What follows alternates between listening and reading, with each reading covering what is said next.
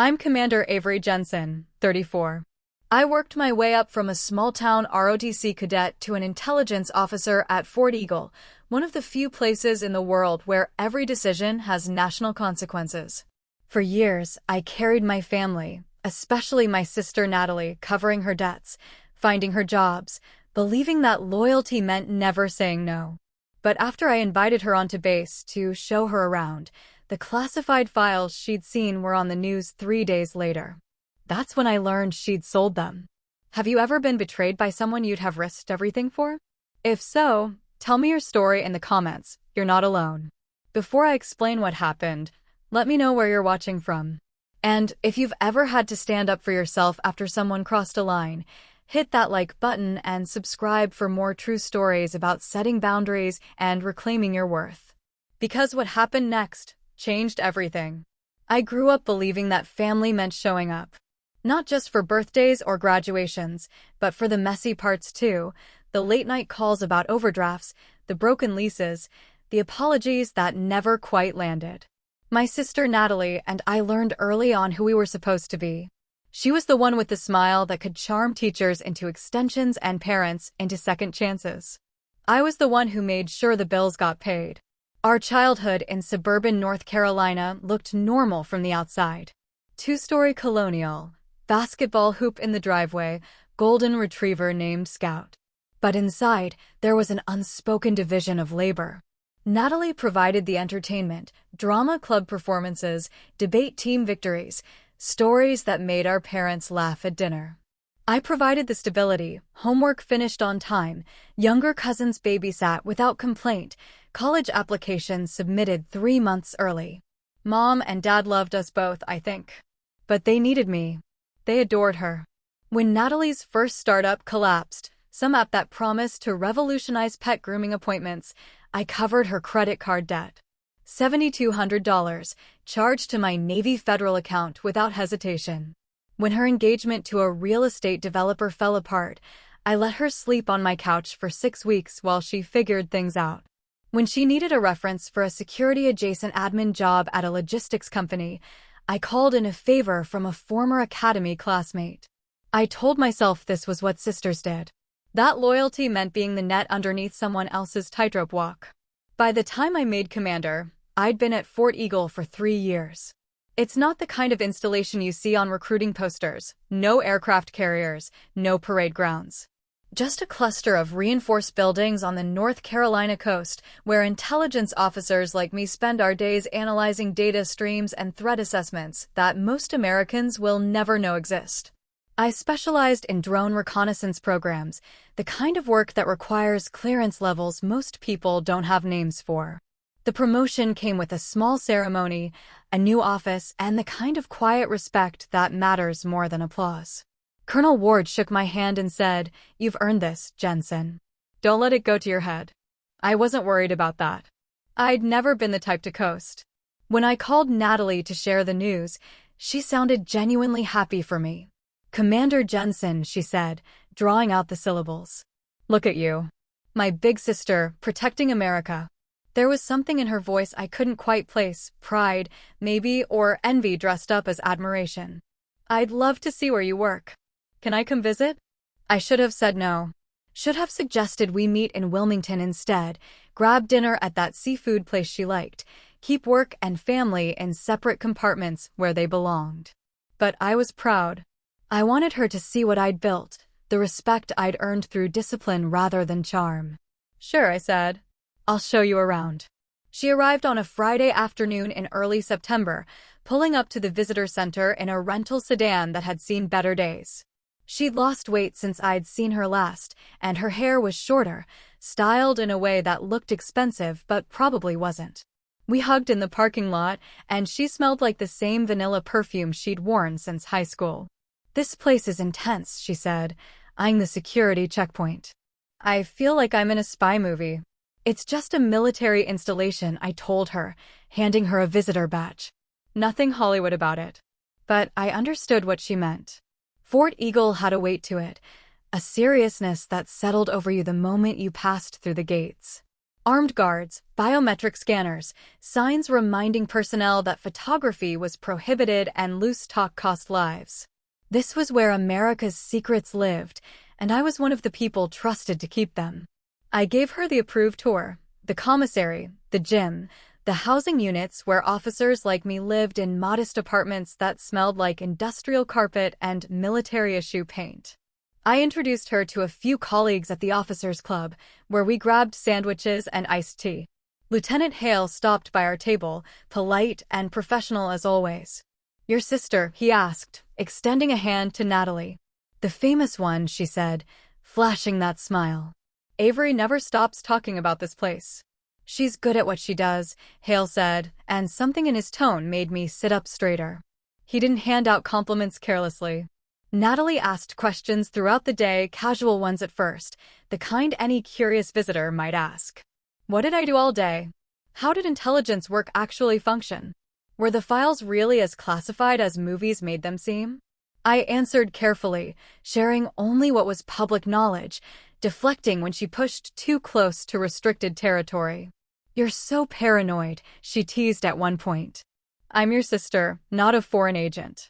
"It's not about trust," I said. "It's about protocol." That evening, back at my apartment, she scrolled through her phone while I made pasta.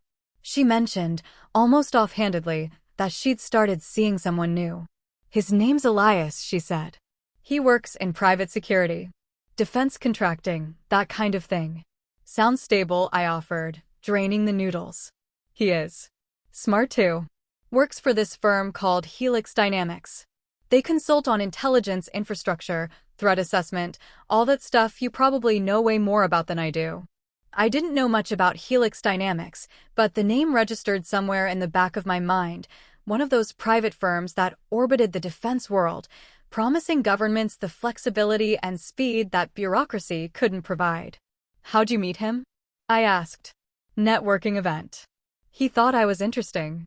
She said it like it was a novelty, being found interesting. Like charm and cleverness weren't enough anymore. Sunday morning, I drove her back to the visitor center. She hugged me at the gate, holding on a beat longer than usual. "You really trust me, don't you?" she said. The question caught me off guard. "Of course I do. You're my sister." She smiled, but it didn't quite reach her eyes. "I know. I just wanted to hear you say it." I watched her rental car disappear down the access road, wondering why that exchange felt like something other than goodbye. Wondering why, for just a moment, I'd felt the urge to call her back and take the words away. But I didn't. I turned back toward the base, badge in hand, and returned to the work that defined me. I thought she'd just wanted to see where I worked. I didn't realize she wanted to see how I worked. The weekend passed without incident. I wrote up a routine assessment on emerging drone countermeasures, attended a Monday briefing on regional threat patterns, and approved requisition forms for updated encryption software. Normal work. The kind of steady, unglamorous labor that keeps intelligence operations functional. Natalie texted me Tuesday morning, "Thanks again for the tour. Felt like a VIP." Elias was jealous. He's never gotten past the visitor center at places like that. I replied with a thumbs-up emoji and moved on. But the comment stuck with me longer than it should have. Why would a defense contractor be jealous of a casual base tour? People in his field visited secure facilities regularly. It was part of the job. I told myself I was overthinking it. Natalie had always been prone to exaggeration, turning minor moments into dramatic stories. It was part of her charm, and part of what made her unreliable. Wednesday brought another text. Random question, what are those files even worth? Like if someone wanted to sell classified intel, what's the going rate? Asking for a friend, LOL. I stared at my phone for a long moment before typing back, "That's not funny, Nat. Relax. Just curious." Elias mentioned something about it at dinner. Corporate espionage stuff. Corporate espionage and classified intelligence aren't the same thing. Okay. Didn't mean to touch a nerve. Miss you already. I should have called her. Should have asked what prompted the question, why Elias was discussing espionage over dinner, why she thought any of this was appropriate conversation.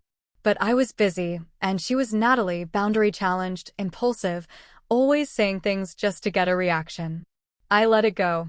Thursday afternoon, Lieutenant Hale stopped by my office with coffee and a question. Your sister, she work in defense? Not really.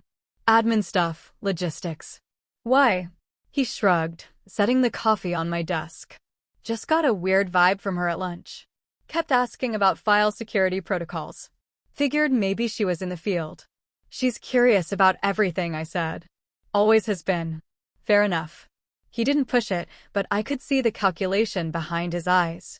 Hale was good at reading people, at noticing the small inconsistencies that others missed. It was what made him valuable in the field. After he left, I pulled up Helix Dynamics on my work terminal. The website was sleek and vague, corporate speak about integrated defense solutions and next-generation intelligence infrastructure. The leadership page showed a CEO with a background in private equity and a CTO who'd worked at the NSA before going private. Elias Rourke's name appeared in the Strategic Partnerships section, his photo showing a man in his late 30s with the kind of smile that looked practiced. I told myself I was being paranoid. That Natalie's new boyfriend working in adjacent fields didn't mean anything sinister. That her questions were thoughtless rather than calculated. But something felt wrong. A tightness in my chest that I couldn't explain, the same instinct that had kept me alive during field assessments in less stable regions. That evening, Natalie called. Not texted, called, which was unusual. She sounded bright, almost manic. Hey, so I was thinking, you ever consider going private? The money's insane. Elias says people with your clearance level could make triple what the military pays. I'm not interested in leaving, I said. Not even hypothetically? Come on, you've given them years. Don't you want to actually get paid what you're worth? I get paid fine, Nat. Fine isn't great. Fine is settling. She paused. Elias could probably get you an interview. No pressure, just exploring options. I don't need Elias's help with my career. The line went quiet for a beat. When she spoke again, her voice had cooled. Right. Of course not. Commander Jensen doesn't need anyone's help. That's not what I meant. Sure it isn't. Look, I'm just trying to help. You've always been there for me, figured I'd return the favor. I appreciate that. But I'm happy where I am. Okay, your call. Another pause. You showed me those redacted files last weekend. The drone project ones. Those were pretty fascinating. My stomach dropped. Natalie, I showed you the cover pages. Redacted examples for context. Nothing more. I know. I'm just saying the stuff you work on actually matters. Must be nice, having access to things that could change the world. Access comes with responsibility. And consequences. Of course. I get it. National security and all that. She laughed, but it sounded hollow. Anyway, I should go. Elias is taking me to dinner. Some fancy place in Georgetown. That's good. Have fun. We will. He's very generous. The way she said it felt pointed, like she was making a comparison she wanted me to notice. Talk soon, okay? After she hung up, I sat in my apartment's small living room, staring at nothing. The conversation replayed in my head, the questions about money, the mention of the drone files, the insistence that Elias could help me. Every word felt like a test I hadn't known I was taking. I called Hale. He answered on the second ring. You okay? He asked. Define okay. That bad? I told him about the conversation, about the questions, about Elias and Helix Dynamics. He listened without interrupting, the way he always did when something mattered. Could be nothing, he said finally. Could be a guy trying to impress his girlfriend by recruiting her sister. Or your instincts are right and you should trust them. What do I do with that? You keep your head down and your files locked. And if she asks any more questions, you shut it down. Hard. She's my sister, Marcus. I know. But you're also an intelligence officer at a secure facility. Those things don't stop being true just because family gets complicated. He was right. I knew he was right. But knowing didn't make it easier. Friday came and went without contact from Natalie. I told myself that was good, that distance would let whatever this was fade into nothing. I spent the weekend hiking along the coast, trying to clear my head, trying to convince myself I was overreacting. Sunday evening, my phone buzzed. A photo from Natalie, Her and Elias at some upscale restaurant, champagne glasses raised, both of them smiling like people who'd just won something. The caption read, "To new opportunities." I stared at that photo for a long time, studying Elias's face, looking for something I couldn't name. He had his arm around her shoulders, possessive and confident. She looked happy, or at least, she looked like someone who wanted to appear happy. I typed out 3 different responses and deleted them all. Finally, I sent back a simple, "Glad you're doing well." She didn't reply. Monday morning, I went back to work. Back to the files and briefings and protocols that made sense in ways people never quite did. I told myself the weekend had reset things, that Natalie would move on to some new fixation, that Elias would turn out to be just another boyfriend who'd eventually disappoint her. I wanted to believe that family loyalty was simple. That blood meant something unbreakable. But deep down, in the part of me trained to see patterns and assess threats, I knew better. She'd always had a way of turning curiosity into leverage. I just hadn't realized I might become the thing she leveraged. 3 days later, everything broke. I was in a secure briefing room with Colonel Ward and 4 other intelligence officers when the alert came through. Major Reeves, our signals intelligence lead, got the notification first, a sharp buzz from his encrypted tablet that made him go rigid in his chair. "We have a problem," he said, voice flat in the way that meant catastrophic. Colonel Ward's expression didn't change. "Specify." "Classified files have been leaked to press outlets. Multiple major networks. They're preparing to run the story within the hour." He turned his tablet around so we could see the screen. "Fort Eagle Drone Reconnaissance Project. Full technical specifications, operational parameters, deployment schedules. Everything." The room went silent. Not the thoughtful quiet of people processing information, but the stunned absence of sound that follows a detonation. "How much?" Ward asked. "All of it. Blueprint-level detail.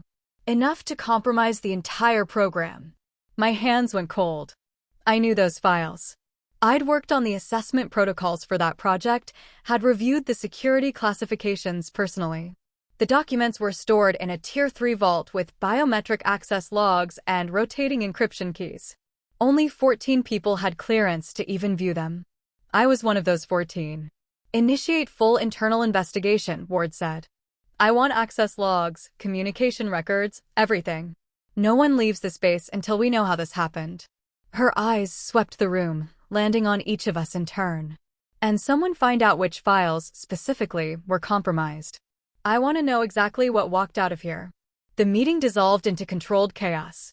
People pulled out phones, activated secure channels, started making the calls that would turn Fort Eagle into a locked-down crime scene. I sat frozen, my mind racing through the previous 2 weeks, trying to find the gap where security had failed. Then I remembered. Last weekend. Natalie's visit. The casual tour that had taken us past the intelligence wing. The moment I'd pulled up a redacted example on my office terminal, just the cover page, just enough to show her what classified documentation looked like without revealing actual content. Except I hadn't shown her just the cover page. I'd shown her 3 sample pages. Redacted, yes, but with enough visible metadata that someone trained to read intelligence documents could identify the project designation, the file structure, the classification level. Someone like Elias Rourke. My stomach turned over. I pulled out my phone with shaking hands and tried calling Natalie. The call went straight to voicemail. I sent a text, "We need to talk. Now." 3 minutes passed. Then a reply, "Hey, can we talk later?" Crazy day. Crazy day. As if the world wasn't imploding. As if classified files hadn't just burned a hole through national security. As if my entire career wasn't about to crater. I typed back, "This can't wait. Call me." No response. Lieutenant Hale found me in the hallway outside the briefing room. His face was grim. "They're starting with access logs," he said quietly. "Anyone who viewed those files in the past month." "I know. Avery, your name's going to come up." "I know that too." "Did you know?" The word came out harder than I intended. I didn't leak anything. But I showed Natalie some redacted samples when she visited. Just examples, nothing classified. But enough that someone could identify the file structure. Hale's jaw tightened. You need to report that. Now. Before they find it in the logs and it looks like you're hiding it. He was right. I knew he was right. But reporting it meant confirming suspicion, putting myself at the center of an investigation that could end my career even if I was innocent. It meant admitting that I'd been careless, that I'd let family compromise judgment, that I'd violated the fundamental principle of intelligence work: trust no one completely. She wouldn't do this, I said, hearing how weak it sounded. She's my sister. Avery. Hale's voice was gentle, which somehow made it worse. You know better than that. I did. I'd spent years learning to read people, to spot the gaps between what they said and what they meant, to recognize manipulation even when it wore a familiar face.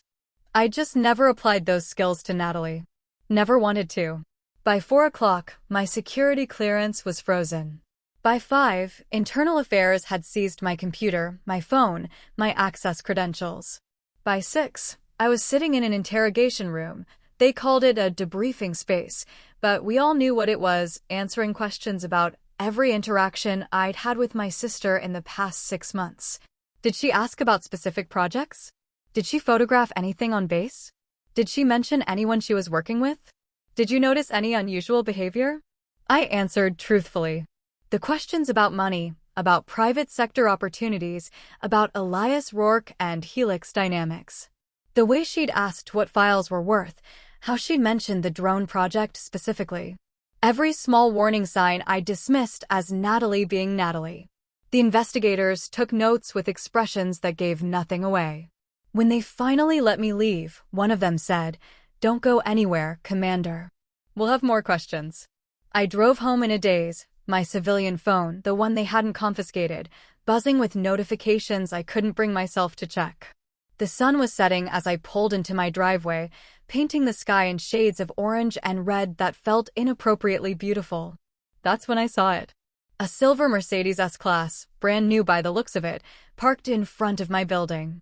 Natalie sat in the driver's seat, scrolling through her phone like this was a normal evening, like the world hadn't just shattered.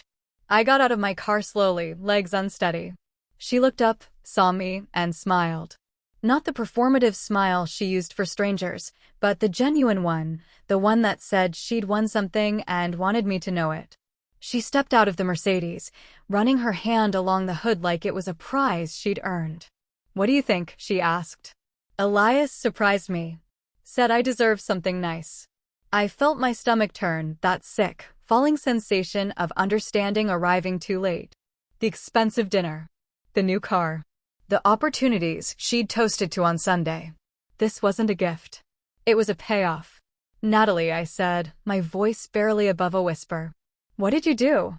She tilted her head, still smiling, and for a moment I saw a stranger wearing my sister's face. Someone who'd calculated the value of family and found it wanting. Someone who'd traded secrets for luxury and convinced herself it was worth it. "I did what you never had the guts to do," she said. "I made something of myself." I'd seen that look before, the one she wore whenever she thought she'd finally won. Except this time, we'd both lost. I didn't open the door when she knocked. Didn't answer when she called my name through the window. I stood in my darkened living room and watched through the blinds as she waited on my doorstep, confusion slowly hardening into anger. After 20 minutes, she gave up. The Mercedes pulled away, brake lights flaring red in the dusk, and I was alone with the truth I'd spent 3 days trying to outrun. My sister had sold classified intelligence. Had used my trust as a weapon. Had smiled at me while planning the betrayal that would end my career, compromise national security, and burn down everything I'd built. And I'd let her in. By morning, Fort Eagle looked like a different installation. Armed guards at every checkpoint, restricted access zones expanded, personnel moving with the tight, controlled tension of people under siege. I arrived for my suspension hearing to find Lieutenant Hale waiting in the parking lot. "They're treating you as compromised until proven otherwise," he said without preamble. "Standard protocol for this kind of breach." "I know the protocol, Marcus. I know you do. I'm just saying, don't make it personal. They're not attacking you. They're protecting the mission." But it was personal. Every suspicious glance, every redacted briefing I was suddenly excluded from, every colleague who found urgent business elsewhere when I walked into a room. I'd spent a decade earning their trust, proving my reliability, demonstrating that Commander Avery Jensen could be counted on when it mattered. Now I was the security risk, the compromised asset, the officer whose judgment had failed when family came calling. The hearing lasted 4 hours. Colonel Ward presided with her characteristic efficiency, asking questions that felt like surgical instruments, precise, sharp, designed to expose what was hidden. You showed your sister classified file structure. Redacted examples only. No operational content. But enough for someone trained in intelligence work to identify the project. In retrospect, yes. Did you know her boyfriend worked for a private defense contractor? She mentioned it, but I didn't consider it relevant at the time. Why not? The question hung in the air. Why hadn't I considered it relevant? Why hadn't alarm bells sounded the moment Natalie mentioned Elias Rourke and Helix Dynamics? Why had I suspended every professional instinct I'd developed over years of training? Because she was my sister. Because I'd wanted to believe family meant something more than leverage. I made an error in judgment, I said finally. I prioritized personal relationship over security protocol. Ward nodded slowly. That's the most honest thing you've said today, Commander. The question now is whether that error was negligent or intentional. It was negligent, not intentional. I would never knowingly compromise classified information. But you did compromise it. Knowingly or not, the files are public. The damage is done. She leaned back in her chair. Internal Affairs has traced the leak to a device registered to Natalie Jensen. Files were encrypted and routed through Helix Dynamics' secure network before being distributed to media outlets. Your sister's fingerprints are all over this, Commander. And so are yours. The words hit like physical blows. I'd known, intellectually, that Natalie was involved. But hearing it confirmed, hearing that my blood, my family, had done this deliberately, made it real in a way nothing else had. What happens now? I asked. That depends on you. Ward pushed a document across the table. We need a formal statement confirming the file's origin and your interaction with your sister. We need you to cooperate fully with the investigation. And we need you to understand that protecting your sister and protecting your country are mutually exclusive options at this point. I stared at the affidavit. Black ink on white paper, waiting for my signature. Waiting for me to confirm that Natalie Jensen had used family access to commit espionage. If I sign this, she'll be arrested. If you don't sign it, the investigation stalls and we can't build a case. Meanwhile, you remain under suspension indefinitely.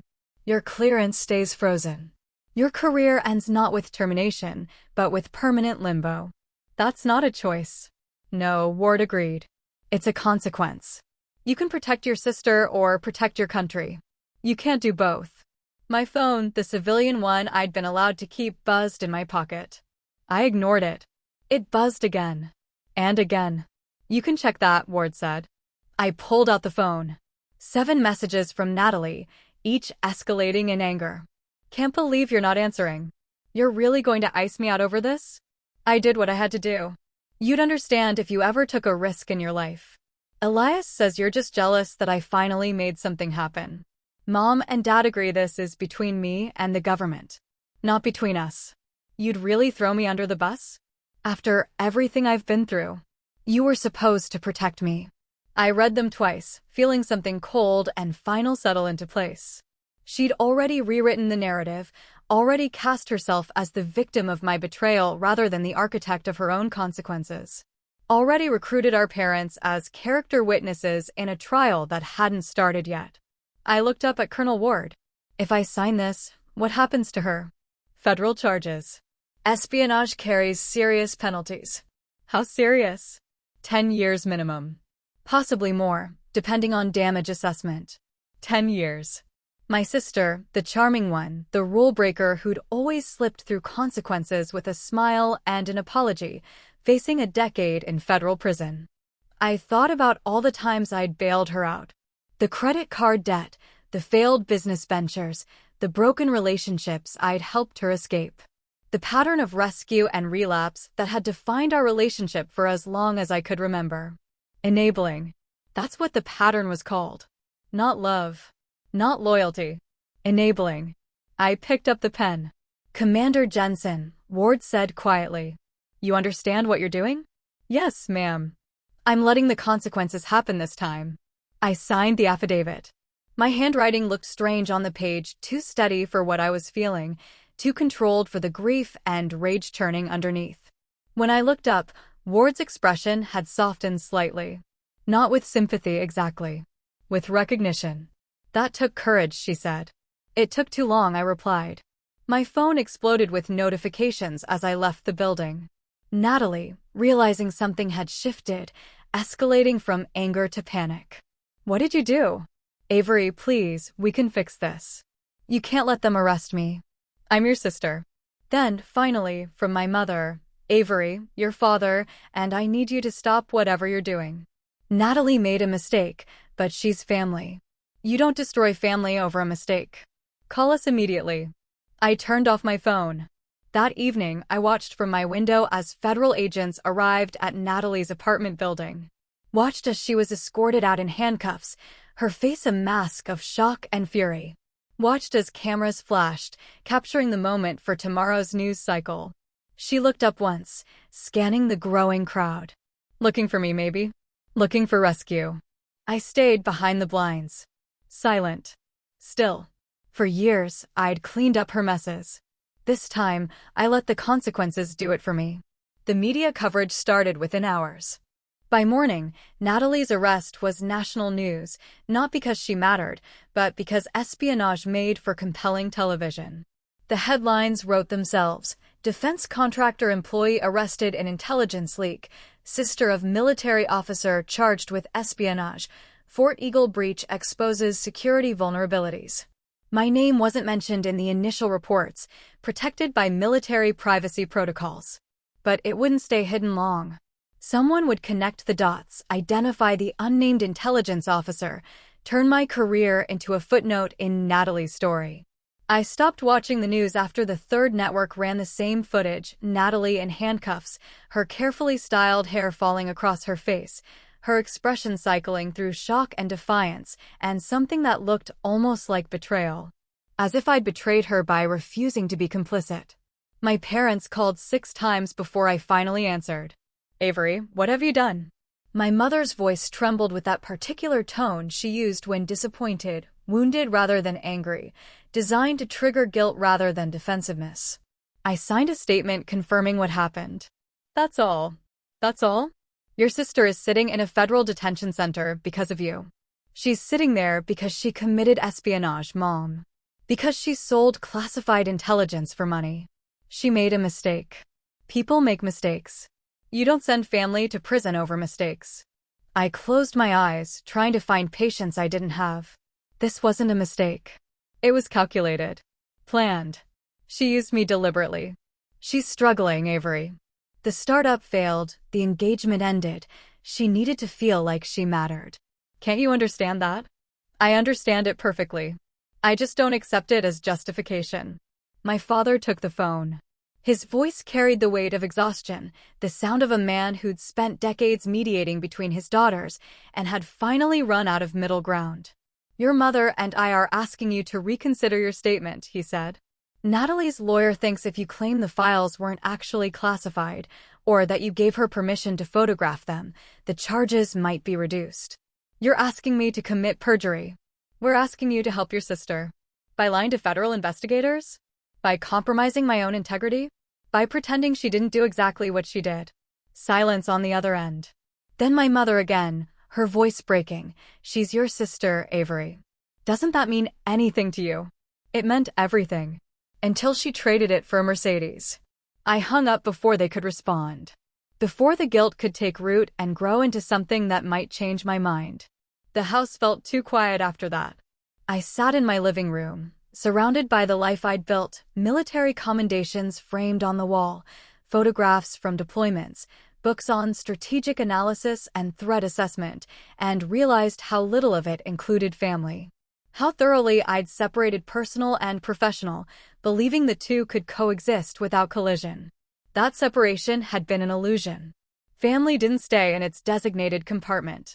It leaked into everything, contaminating judgment, creating vulnerabilities that adversaries or sisters could exploit. My phone buzzed. A text from Lieutenant Hale. You holding up? Define holding up. Still breathing. Still rational. Still you. 2 out of 3. Better than most would manage. Want company? I did, desperately. But something stopped me from saying yes. Some instinct that said grief required solitude, that processing betrayal meant sitting with it alone until it lost its power to surprise. Rain check, I typed. Need to think. Roger that. I'm around if that changes. The investigation moved forward with mechanical efficiency. Federal agents interviewed everyone Natalie had contacted in the past 6 months, building a timeline of recruitment and cultivation that painted Elias Roark as the architect and Natalie as the willing accomplice. Helix Dynamics denied all involvement, claiming Roark had acted independently, outside company knowledge or authorization. Convenient. And probably true enough to avoid corporate liability while throwing Roark and Natalie to the wolves. By the end of the week, Roark had vanished. Private jet to the Cayman Islands, then another flight to a country without extradition treaties. He'd left Natalie holding the bag, holding the evidence, holding the consequences he'd helped create before disappearing into the kind of wealthy anonymity that money could buy. She'd been used. Manipulated by someone who saw her desperation and turned it into opportunity. And part of me, the part that remembered childhood, that remembered being the big sister who protected the rule breaker, wanted to feel sympathy. But I couldn't. Because she'd used me too. Had walked into Fort Eagle with a plan, had asked careful questions, had smiled and hugged me while calculating how much my trust was worth on the black market. She'd made a choice. I'd made a different one. Colonel Ward called me into her office on Friday afternoon. I expected another interrogation, more questions designed to confirm my innocence or expose my complicity. Instead, she gestured to a chair and poured 2 glasses of water from a pitcher on her desk. Internal Affairs has cleared you of intentional wrongdoing, she said without preamble. You showed poor judgment in sharing any information with a civilian, even redacted examples. But there's no evidence you knew or should have known your sister intended to use that access for espionage. Relief flooded through me, followed immediately by exhaustion. So my clearance is restored? Eventually. You'll remain on administrative leave while the investigation concludes. We're estimating another 4 to 6 weeks before full reinstatement. She paused. That said, your reputation has taken damage. Some of your colleagues will always wonder if you were more involved than the evidence suggests. Trust, once compromised, is difficult to fully restore. I understand. Do you? Ward leaned forward, her expression sharp. You're a good officer, Jensen. Smart, disciplined, reliable. But you made a critical error. You let emotional attachment override professional judgment. In intelligence work, that's not just a mistake, it's a vulnerability that can be exploited. The question is whether you've learned from it. I have. Then prove it. When you're reinstated, be better. Be harder. Be the officer who doesn't have blind spots, even for family. Especially for family. I nodded, unable to speak past the tightness in my throat. One more thing, Ward said, her voice softening slightly. Your sister's attorney is claiming duress. Saying Roark manipulated her, that she didn't understand the severity of what she was doing. The prosecutor's office thinks it's nonsense, but they might offer a plea deal to avoid trial. 7 years instead of 15. Maybe less with good behavior. Why are you telling me this? Because the prosecutor wants to know if you'll provide a victim impact statement. If you'll testify about the personal and professional damage her actions caused. I thought about Natalie in a courtroom, listening to me describe betrayal in clinical terms. Thought about our parents in the gallery, watching their daughters destroy each other with careful, legal precision. I'll think about it, I said. Don't think too long. They need an answer by Monday. I left Fort Eagle that afternoon without knowing when I'd return. Drove home through the coastal landscape I'd grown to love, past the beaches where I'd run in the mornings, past the base housing where colleagues lived and worked and trusted each other with their lives. That trust had been the foundation of everything. And I damaged it by believing family deserved exceptions. By Sunday evening, I had my answer. I called the prosecutor and told him I'd provide a statement. Not to punish Natalie, but to tell the truth. To describe what happened without editorializing, without performing grief or anger, without trying to save her from consequences she'd chosen.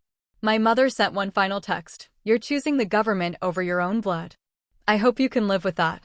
I typed back, "I'm choosing integrity over enabling. I already am living with it." She didn't respond. That night, I stood on my apartment balcony and watched the ocean darken under a clouded sky. Somewhere in a federal facility, Natalie was learning what it meant to be held accountable. Somewhere in another country, Elias Rourke was spending money he'd earned by destroying lives. And here I was, suspended between past and future, family and duty, wondering if the person I'd become was stronger or just lonelier. Forgiveness wasn't weakness, but enabling was. The administrative leave stretched into autumn. Days blurred together in a routine of mandatory counseling sessions, security reviews, and waiting. Always waiting. For clearance restoration, for the investigation to close, for some signal that my career might survive what my sister had done to it. I spent mornings running along the coast, pushing my body until exhaustion drowned out thought.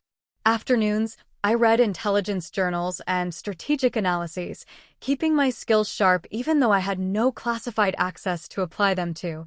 Evenings were hardest, the empty hours when I used to decompress with work emails and briefing prep, now filled with silence and unwelcome reflection. Lieutenant Hale checked in twice a week, always casual, never intrusive. Coffee runs that turned into hour-long conversations about everything except what mattered. Movies recommended and discussed. A standing invitation to join his weekly basketball game, which I declined 4 times before finally accepting. "You're getting faster," he said after I stole the ball from him for the 3rd time. Anger makes good fuel. So does isolation.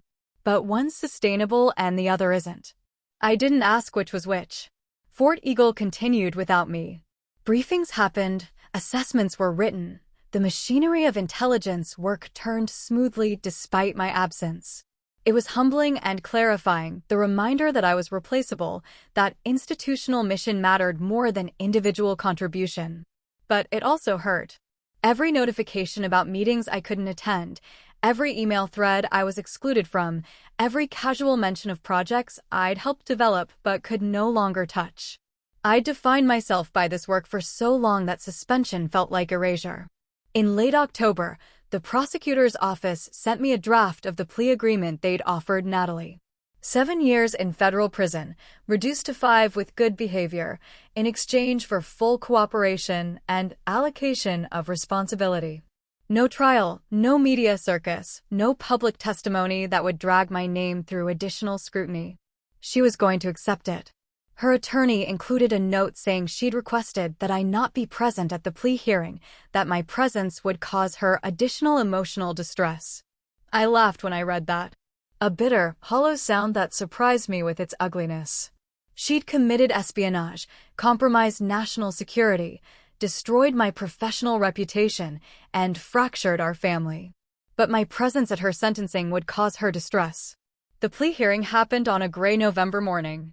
I didn't attend, but I watched the news coverage that evening, brief footage of Natalie entering the courthouse, thinner than I'd ever seen her, dressed in a dark suit that looked borrowed. She kept her eyes down, avoiding cameras, avoiding the questions shouted by reporters. The judge accepted the plea. 5 years minimum. Eligible for release in 2029 if she maintained good behavior. My phone stayed silent. No calls from my parents, no messages from Natalie, no acknowledgement that this milestone had occurred. We'd become strangers navigating separate consequences of the same betrayal. By December, the investigation concluded. Internal Affairs issued a final report noting my serious lapse in judgment, but clearing me of intentional wrongdoing or security violations beyond the initial error. My clearance was restored with the notation that I'd undergo quarterly security reviews for the next 2 years, above standard monitoring, but not disqualifying. Colonel Ward called me into her office on a Friday afternoon. I hadn't been in the building since my suspension, and walking through the familiar halls felt like returning to a place I'd only visited in dreams. Commander Jensen. She stood when I entered, which surprised me. Ward wasn't given to unnecessary formality. Welcome back. Thank you, ma'am. Sit. She waited until I did, then slid a folder across her desk. Your reinstatement is effective Monday. You'll return to your previous position, same office, same responsibilities. The official record will show a 3-month administrative leave, no further notation unless someone requests classified details. I opened the folder. Reinstatement orders, updated security credentials, a schedule of briefings I'd need to review to get current on active projects. Your colleagues have been informed, Ward continued. Some will welcome you back without reservation. Others will maintain distance. That's human nature, and you can't control it. What you can control is your performance. Show them why you earned commander in the first place. I will. I know you will. You're one of the best intelligence officers I've had under my command, Jensen. That doesn't change because your sister made criminal choices. She paused. But your judgment will be watched more closely now.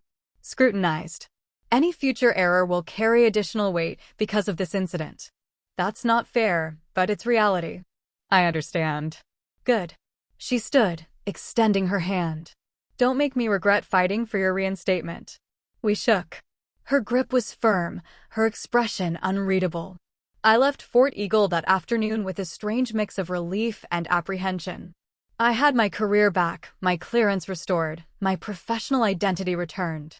But something had shifted fundamentally. I'd learned that trust could be weaponized, that family could be the vulnerability adversaries exploited, that the people you protected might be the ones who hurt you most. Lieutenant Hale found me in the parking lot, leaning against my car, staring at nothing. Heard you're back Monday, he said. News travels fast. Always does. Especially good news. He studied me with that careful attention he applied to everything.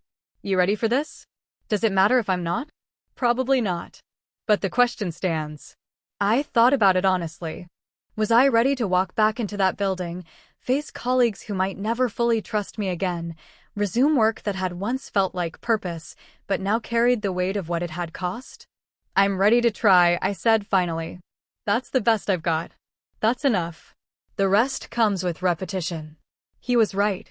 Confidence wasn't something you recovered all at once. It rebuilt slowly, through consistent action, through proving reliability day after day until the doubt faded into background noise. Thank you, I said. For checking in. For not treating me like I was contagious. You weren't contagious. You were human. He smiled slightly. Besides, someone had to make sure you didn't disappear into isolation completely. Seemed like the kind thing to do. Since when are you kind? I have hidden depths, Commander. Stick around long enough and you might discover them. That weekend, I prepared for Monday with the thoroughness I applied to mission briefings. Read through 3 months of intelligence summaries, reviewed updated threat assessments, memorized the names of new personnel who'd joined the team during my absence. I bought new notebooks, organized my home office, laid out my uniform with the precision of someone preparing for inspection. Sunday night, I barely slept. Lay awake running through scenarios, the first moment walking into my office, the first team briefing, the first time someone avoided eye contact or cut a conversation short when I approached. I'd faced hostile interrogations and high-pressure field assessments, but this felt different. This was personal in ways that professional challenges never were. Monday morning arrived cold and clear. I dressed carefully, checked my appearance twice, drove to Fort Eagle with my hands steady on the wheel. The guard at the gate scanned my credentials. They cleared without issue. Welcome back, Commander Jensen, he said. 2 words. Simple acknowledgement. But they meant I was authorized again, cleared again, trusted enough to enter. I parked in my assigned spot and walked toward the intelligence building. A few colleagues passed me in the lot, some nodded, some didn't. One stopped to shake my hand and say they were glad to see me back. Small victories. I'd take them. My office looked exactly as I'd left it. Same desk, same filing cabinets, same window overlooking the eastern perimeter. Someone had watered the plant I'd forgotten about, kept it alive through my absence. Lieutenant Hale, probably. I set down my bag, powered up my computer, and started reading through the priority briefing queue. The work felt familiar, comfortable, like muscle memory returning after injury. I wasn't the same officer who'd left this building 3 months ago. That version of me had believed loyalty meant never questioning family, that trust was something you gave freely rather than earned carefully, that good intentions could compensate for poor judgment. This version knew better. Knew that boundaries mattered, that professional duty couldn't bend for personal comfort, that enabling someone's worst choices wasn't love, it was cowardice dressed up as compassion. I'd protected Natalie from consequences for years. Covered her debts, excused her failures, believed her promises to change. This time, I'd let the consequences teach her what I never could. It didn't feel like victory, but it felt like integrity. And that, I was learning, mattered more. 14 months passed before I agreed to visit her. The request came through my parents' first, carefully worded emails suggesting that Natalie wanted to see me, that she'd been doing well in the facility, that perhaps enough time had passed for conversation. I deleted the first 3 emails without responding. Replied to the 4th with a simple, "Not ready." 6 months later, Natalie wrote directly. The letter arrived at my home address, forwarded through the prison's mail system, written in the precise handwriting she'd always had. "Avery, I know I have no right to ask for your time. I know what I did. I'm not writing to make excuses or ask for forgiveness. I just want the chance to say some things face to face, if you're willing. I understand if you're not." And I kept the letter on my desk for 3 weeks. Read it occasionally, looking for manipulation or performance, finding only exhaustion and something that might have been honesty. Lieutenant Hale noticed it during one of our now regular coffee meetings at my apartment. "That from her?" he asked, nodding at the envelope. "Yeah. You going to go?" "I don't know. Part of me wants closure. Part of me thinks closure is a myth we tell ourselves to justify reopening wounds. Both can be true." He took a sip of coffee, thoughtful. "For what it's worth, I don't think you owe her anything. But I also don't think you owe yourself permanent avoidance. Sometimes the thing we're most afraid of is exactly what we need to face." When did you get philosophical? Hidden depths, remember? The depths were becoming less hidden. Over the past year, our friendship had shifted into something more complex, not romance exactly, but a comfortable intimacy that made solitude feel less permanent. We'd never discussed it explicitly, never defined what we were becoming. But he'd been there through reinstatement, through the slow rebuilding of professional reputation, through the holidays I spent alone because my parents had chosen Natalie's narrative over mine. His steady presence had become the foundation I built recovery on. "I'll think about it," I said, folding the letter. "That's the best I can do." But thinking turned into planning, and planning turned into a Saturday morning drive to the Federal Correctional Facility where Natalie was serving her sentence. The building sat gray and institutional in the Maryland countryside, surrounded by fencing and security cameras that tracked my approach. I'd been through military detention facilities before, knew the protocols and procedures, understood the psychology of incarceration. But seeing my sister's name on a visitor roster made it personal in ways that professional knowledge couldn't insulate against. They searched me thoroughly, confiscated my phone, issued a visitor badge, and led me to a room divided by reinforced glass. Not the open visiting areas shown in movies, but the kind of setup reserved for higher security inmates or restricted contact. Natalie appeared after 10 minutes. She wore prison-issue clothing that hung loose on a frame that had lost the polished confidence I remembered. Her hair was pulled back simply, no makeup, no performance. She looked tired. And smaller somehow, as if incarceration had reduced her physically in addition to everything else it had taken. We sat, picked up phones on either side of the glass. "Hi," she said. "Hi." Silence stretched between us, awkward and heavy with everything unsaid. "Thanks for coming," Natalie finally offered. "I wasn't sure you would." "I wasn't sure either." She nodded, looking down at her hands. "I wrote you a dozen letters before sending that one. Kept trying to find the right words, the thing that would make you understand. But there aren't right words for what I did. No, there aren't. I thought I could explain it. The pressure, the debt, Elias making it seem so simple and victimless. Like we were just, outsmarting a system that didn't value us properly. She looked up, eyes red but dry. But that's just more excuses, isn't it? More ways of avoiding the truth. Which is that I was jealous of your career, your respect, your certainty about who you were. I wanted something that felt significant, that proved I wasn't just the charming screw-up little sister. And when Elias offered that, I took it. Knowing it would hurt you. Knowing it was wrong. Her voice cracked slightly. I told myself you'd be fine. That you were strong enough to survive the fallout. I didn't let myself think about what it would actually do to you.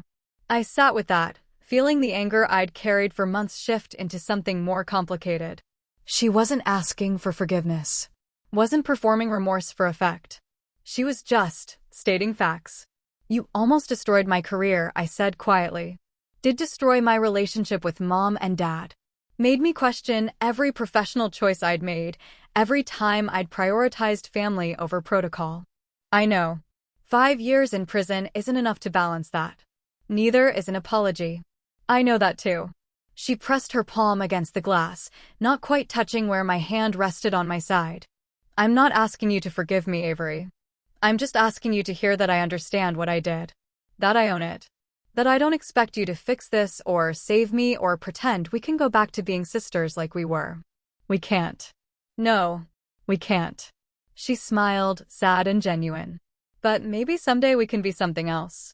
Something honest instead of obligated. I don't know what that looks like. I just know I'd like the chance to try, if you ever want that. I thought about the Natalie I'd grown up with, charming, manipulative, always looking for the angle that would let her avoid consequences. This version felt different. Stripped down. Less practiced. Prison did that sometimes. Removed the performance and left whatever was underneath. I can't promise anything, I said. I'm still angry. Still hurt. Still rebuilding trust with people whose opinions matter to my career.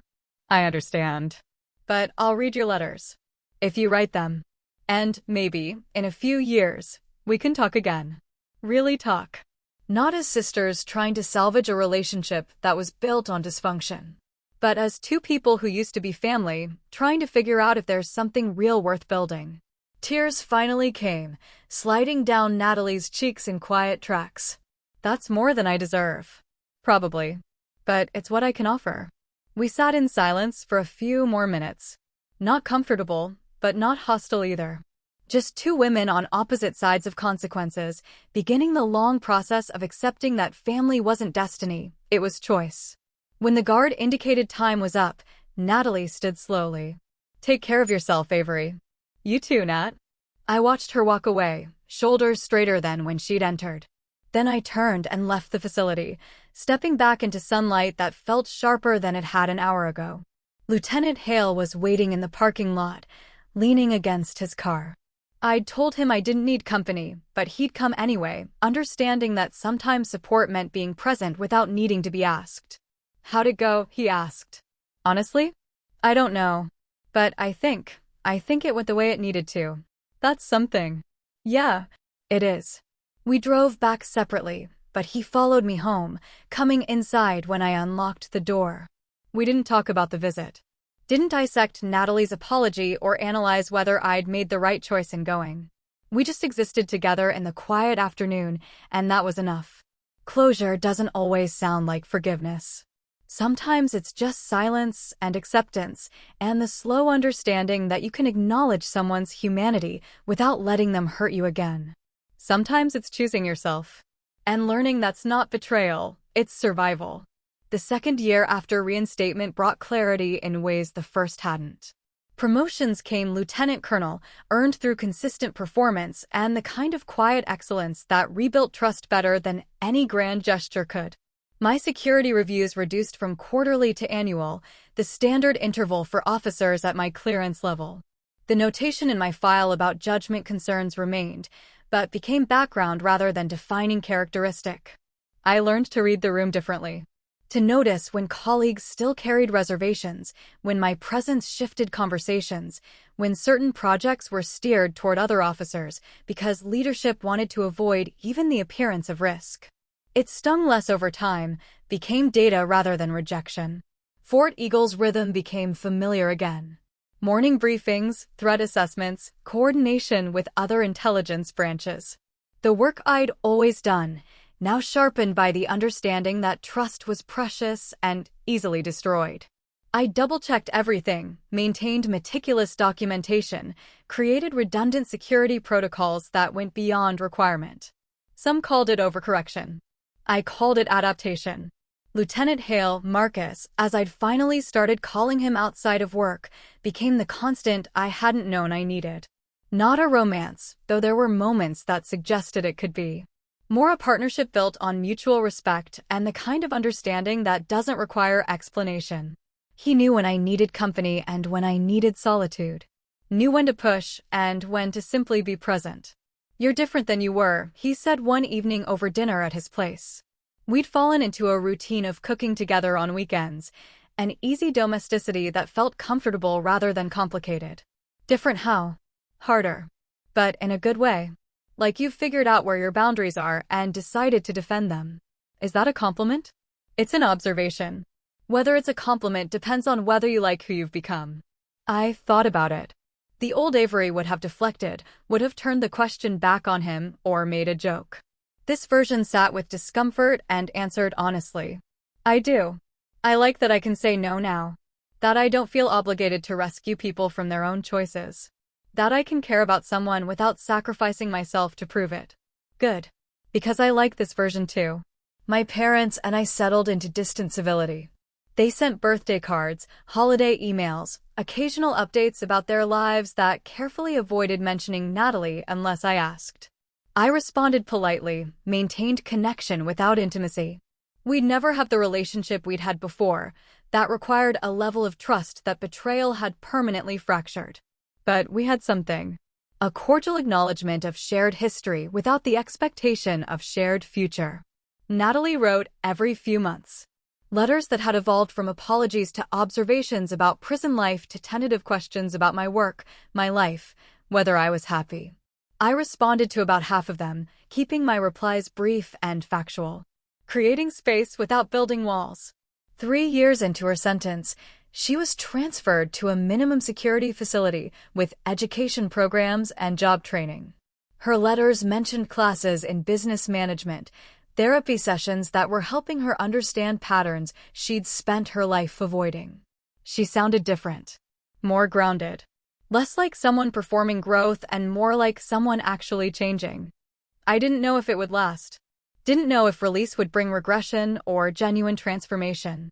But I'd stopped needing to know. Stopped making her progress my responsibility. The commendation ceremony happened on a Tuesday in late spring. Colonel Ward had nominated me for recognition related to integrity during the internal investigation, a deliberately vague citation that acknowledged what I'd done without specifying details that remained classified. The award itself mattered less than what it represented. Official acknowledgement that I'd made the right choice. That protecting institutional integrity over personal relationship had been correct, not just defensible. Marcus attended, along with a handful of colleagues who'd stood by me during suspension. After the ceremony, Ward pulled me aside. "You've rebuilt what was damaged," she said quietly. "Not just your reputation, but the trust that makes intelligence work possible. That's not easy to do." "No, ma'am." It wasn't. "You're being considered for a position at the Pentagon. Strategic Intelligence Coordination. It would be a significant step up, working directly with Joint Chiefs on threat assessment and operational planning." She paused. "I'm recommending you for it. The final decision will come from above my level, but I wanted you to know you have my full support." The Pentagon. The kind of posting that defined careers, that represented the highest level of trust and responsibility. 2 years ago, it would have been impossible. Now it was possible again. "Thank you, Colonel. That means a lot." "You earned it, Jensen. Remember that when you're sitting in those meetings with generals and politicians. You earned your place at that table." That evening, I stood on the Fort Eagle observation deck, watching the sun set over the Atlantic. The same deck I'd stood on countless times over the years, processing stress and celebrating victories, and trying to make sense of work that rarely offered clear answers. Marcus found me there, 2 cups of coffee in hand. "Pentagon, huh?" he said, handing me one. "Maybe. Nothing's confirmed. It will be. You're ready for it. Am I? I turned to face him. 3 years ago, I made a decision that destroyed my family and almost ended my career. How do I know I won't make another catastrophic error in judgment? You don't. None of us do. That's the price of being human. He leaned against the railing beside me. But you've learned to recognize your vulnerabilities now. To see where emotion might compromise judgment. That awareness makes you stronger, not weaker. He was right. I'd spent years believing that strength meant never showing weakness, never acknowledging doubt, never letting personal feelings interfere with professional duty. Now I understood that real strength meant recognizing those tensions and navigating them consciously rather than pretending they didn't exist. I used to believe loyalty meant never saying no, I said quietly. That family deserved unconditional support, that love meant sacrifice even when sacrifice enabled harm. And now? Now I know loyalty means being honest. Even when honesty costs something. Especially then. We stood in comfortable silence, watching the light fade into darkness. The ocean below us moved in its constant rhythm, indifferent to human drama, continuing its work regardless of who watched or why. Family may share your name, I continued, but not always your values. And that's okay. You don't owe people unlimited chances just because you're related. You don't have to keep rescuing someone from consequences they've chosen. Took you a while to learn that. It did. But I learned it. The lights of Fort Eagle began to illuminate below us, security perimeter, building markers, the glow of offices where people worked through the night on missions they couldn't discuss, problems they couldn't solve without dedication and discretion. This was my world. The place I'd built a career on precision and reliability, the institution I'd chosen to protect even when protecting it cost me family. I didn't regret that choice. Didn't wish I'd made a different decision when Colonel Ward put that affidavit in front of me. Some secrets were meant to protect the country. Others were meant to protect yourself. I'd learned to distinguish between them. To understand that self-preservation wasn't selfishness, that boundaries weren't betrayal, that saying no to enabling was saying yes to integrity. Natalie would serve her time and eventually be released. We might rebuild something resembling a relationship, or we might not. Either way, I'd be fine. I had work that mattered, colleagues who respected me, and the quiet satisfaction of knowing I'd chosen correctly when the choice was impossible. Come on, Marcus said, finishing his coffee. Let's get out of here. You're buying dinner to celebrate the commendation. I bought last time. Then I guess your award comes with extra expenses. Such is the price of recognition. I laughed, and we walked back toward the parking lot together. The base spread out below us, secure and functional, continuing its mission regardless of individual drama. I'd protected it when it mattered. Had chosen duty over comfort, integrity over enabling, the hard right over the easy wrong. And I'd do it again. That knowledge settled into my bones like certainty, like the foundation I'd rebuild everything else on. I was Lieutenant Colonel Avery Jensen, intelligence officer. Sister to someone I'd stopped trying to save. Daughter to parents who'd chosen sides I couldn't join. But most importantly, I was myself. Whole and honest and clear-eyed about what I'd protect and what I'd let go. That was enough. It would always be enough. Thanks for staying with me. If this hit home, tap like, subscribe, and share it with someone who needs stronger boundaries. Quick questions. Would you have turned your sister in or handled it another way? Where's your line between loyalty and enabling? Have you ever cut ties to protect your career or sanity? What does rebuilding trust look like after a betrayal like this? If you were me, what would you do next? Drop your answers in the comments. I'm reading them all.